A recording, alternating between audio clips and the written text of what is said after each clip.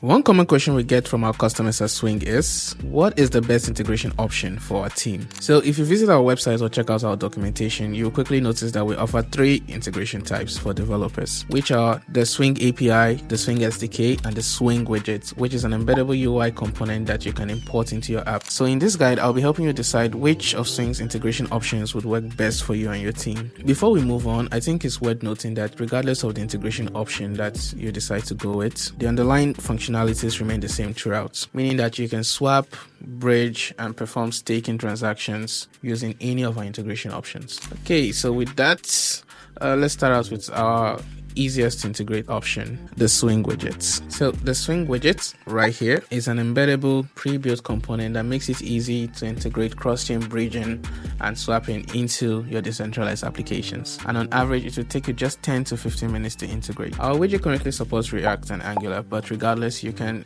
still integrate our widgets using our HTML widget. This is exciting because if you're building with other web frameworks like Django or Laravel, you can still integrate Swing's widget regardless. Our widget UI package comes with 4 different components for 4 different use cases. A swap component, which enables your users to perform both cross-chain and same-chain swaps. A staking component, which enables your users to perform both cross-chain and same-chain staking and deposits. A gas component, which enables your users to buy gas via cross-chain swaps. And a withdrawal component, which enables your users to withdraw and unstake tokens. Our widget is fairly easy to integrate, and with just a few lines of code, you would have something looking just like this. Our widget is designed mainly for teams who want to build fast and go to market quickly. And how fast do you say? Let's quickly take a look at a demo of the Swing widget. Right out of the box, a lot is already going on inside the Swing widget. You can select a source chain, you can also select a destination chain, you can select a token in the source chain, you can also select a token in the destination chain, you can get the list of available routes for a particular swap, and you can also submit a transaction and get back real-time updates on your transaction. So just to state, if you were to build this on your own, it probably take a way longer time for you to get everything done. And another fun fact is that the Swing widget is actually built using our next integration type that we're about to talk about, which is the Swing SDK.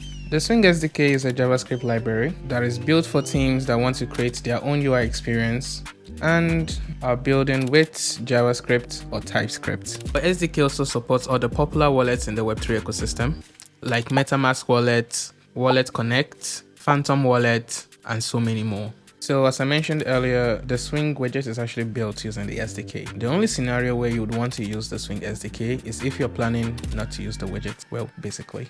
And also if you're planning on building your own UI experience. So what it would mean is that you would have to build everything I showed you in the last segment from scratch and on your own using the SDK. So basically building the transaction app, that is letting the user select the source and destination chains, state management, you have to handle all of that on your own. Luckily, our SDK gives you real-time feedback on the status of your transaction, so you don't have to worry about building that from scratch on your own. And you also have to build the UI on your own. We recommend you using the SDK if you're planning to build your own UI experience from scratch, and if you're building with either JavaScript or TypeScript.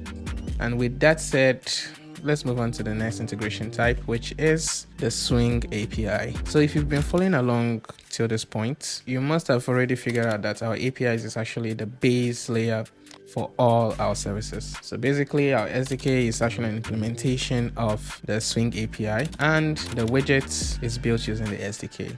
That's sort of like the hierarchy when you think about it. So who is our API for?